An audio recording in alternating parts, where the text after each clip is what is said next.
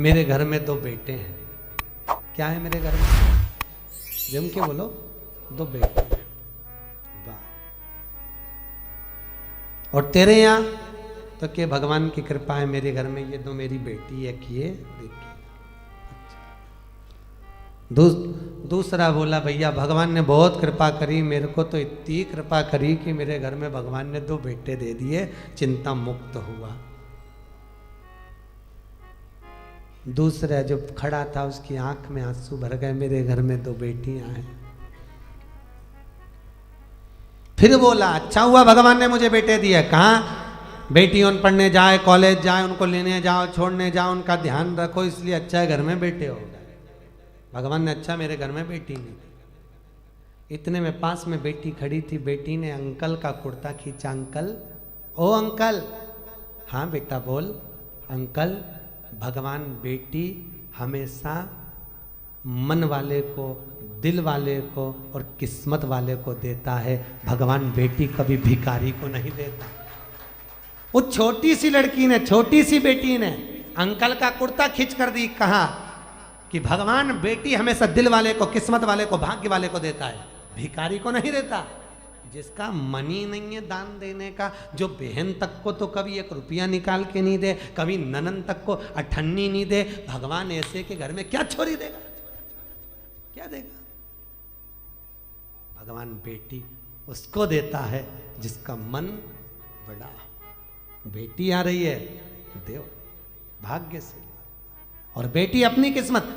एक बार स्वामी विवेकानंद वैष्णो देवी की सीढ़ियां चढ़ रहे थे। एक किसान कंधे पर अपनी बेटी को लेकर जा रहा था, दूसरी बेटी का हाथ पकड़ के जा रहा था। स्वामी विवेकानंद ने कहा बाबा कहाँ जा रहे हो? ऊपर दर्शन करने। तुम्हारे को तुम्हारी बेटी का बोझा लग रहा होगा, लाओ मैं तुम्हारी बेटी को अपने कंधे पर बिठा लेता हूँ, ऊपर जगदम्बा के मंदिर में दे दूंगा, माँ देवी के मंदिर में दे दूंगा। इतने में किसान ने कहा स्वामी विवेकानंद जी, बेटी बाप के कंधे पर बोझा नहीं होती, बेटी जब तक कंधे पर रहती है तो बाप के बोझ को भी हल्का कर देती है। वो बेटियां हुआ करती हैं। बेटी बाप पर बोझा नहीं है। जिस बाप को बेटी बोझा लगे वो बाप नहीं हो सकता। किस्मत वाले। एक बार बेटा अपने माँ बाप को दुखी देख लेगा, पर बेटी कभी अपने माँ बाप को दुखी नहीं देख सकती।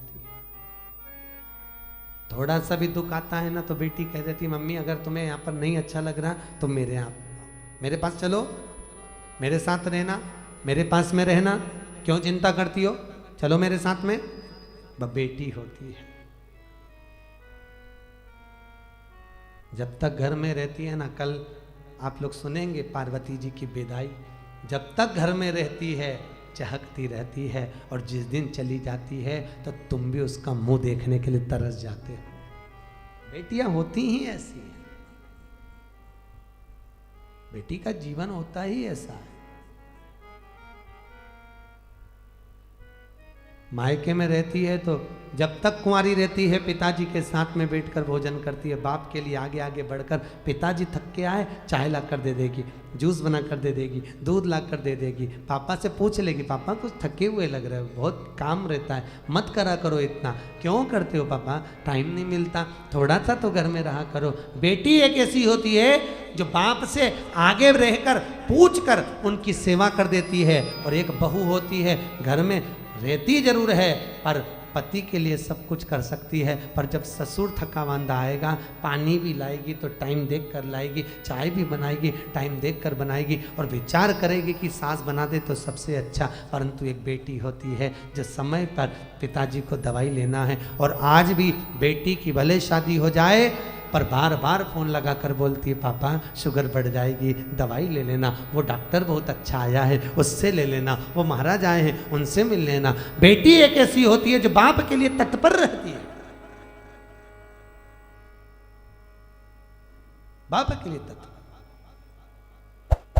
और पर गांव में जब बेटियां ब्याहती हैं, बहुत दूर गांव अगर बेटी को ब्याह दिया, बहुत दूर भेज दिया, तो बेटी भी तरस जाती है अपने माँ बाप से मिलने के लिए, परिवार से मिलने के लिए।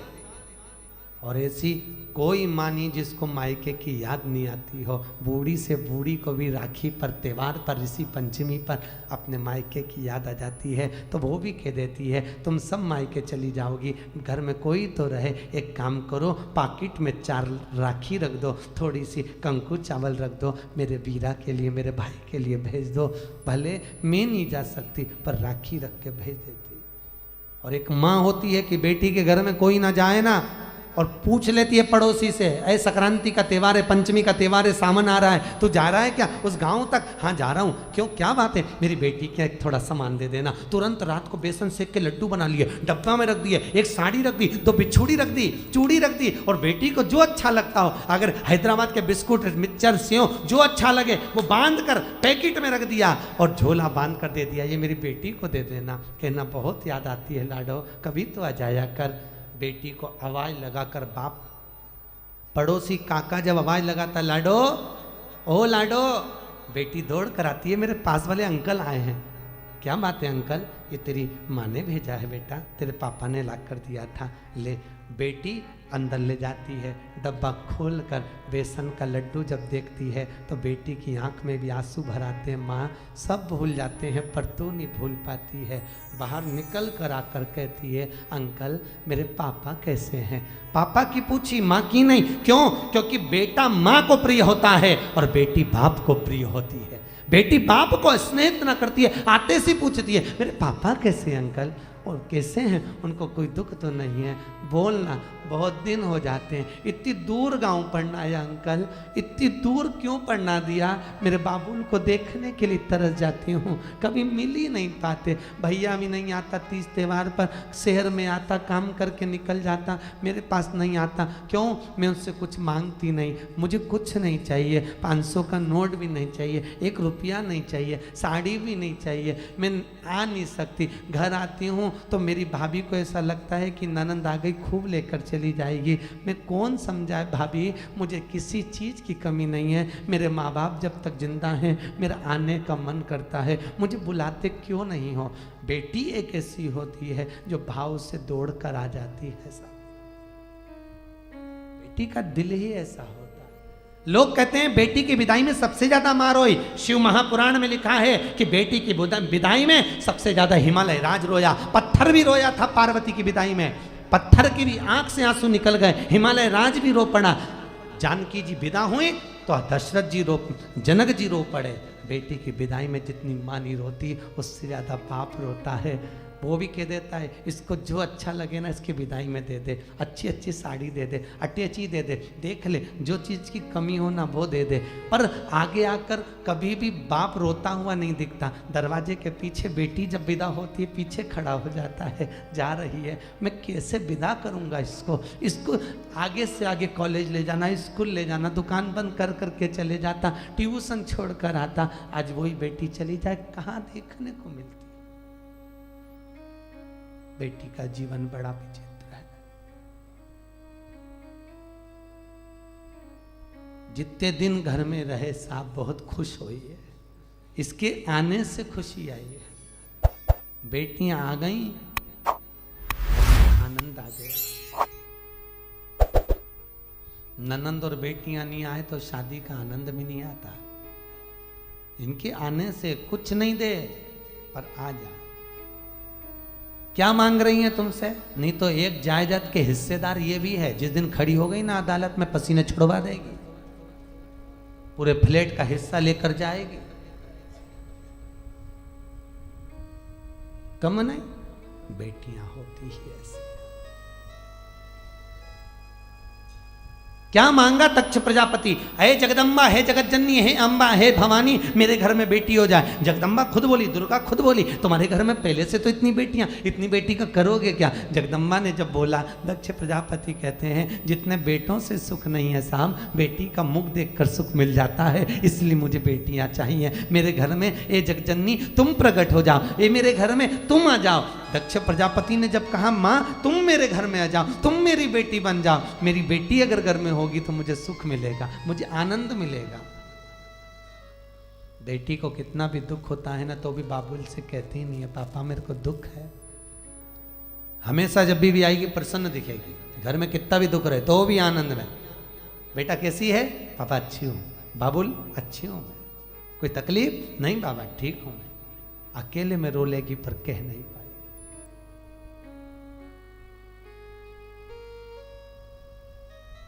प्रेम रखिए, जितना रख सकते हो स्नेह रखिए। दूसरे घर की बेटियां अपने घर में आती हैं बहुत श्रद्धा लेकर, कितने अरमान लेकर आती हैं। सम्मान करिए।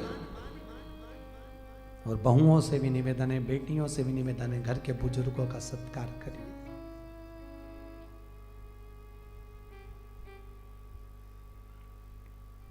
धन से नमन मत करो।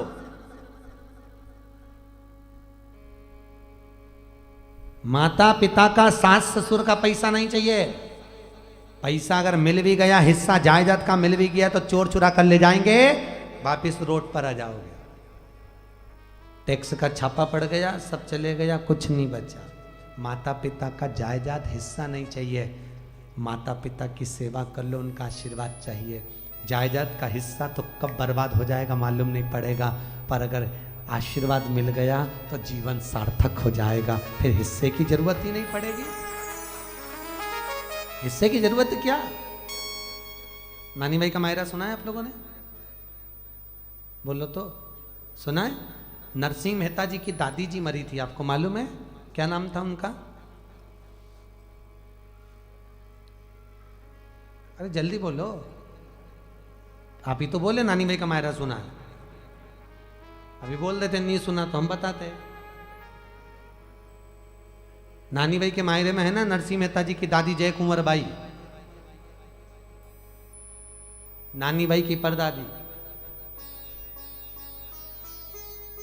जय कुंवर बाई जब मरी तो जेठानी और देवरानी, नरसिंह मेहता की पत्नी और नरसिंह मेहता की भाभी, दोनों रोई। भाभी सबसे ज्यादा रोई, गले लिपट लिपट के रोई। किससे? दादी सास से। इतना घूंघट डाल के रोई, चिपक चिपक के रोई, चिल्ला चिल्ला के रोई, डिजाइन में रोई, खूब अच्छी रोई। और थोड़ी देर रोई, उसके बाद में देवरानी से बोली तू रोले में पानी पी के आई।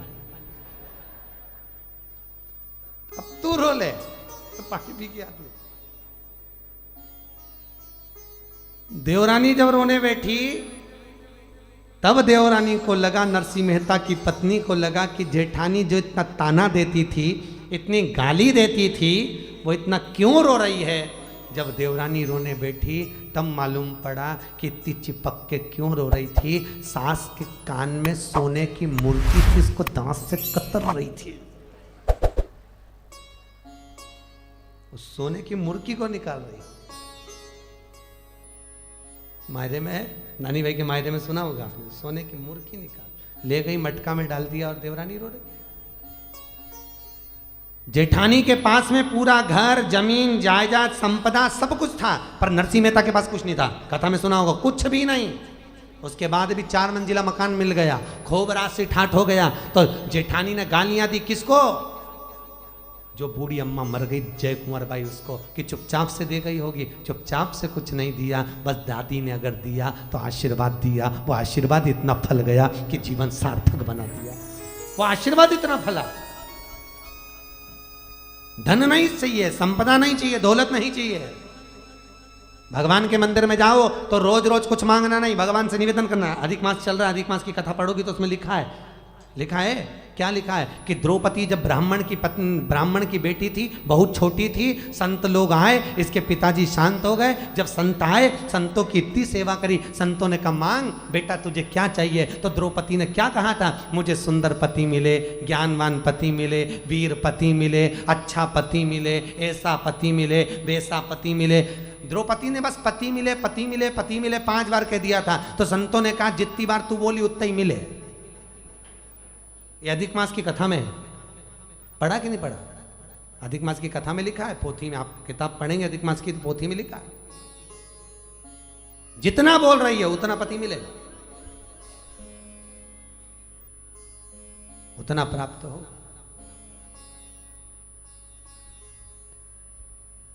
रोज रोज भगवान के मंदिर में जाकर भी नहीं मांगना, सोच कर मांगिए क्या मांग रहे हो।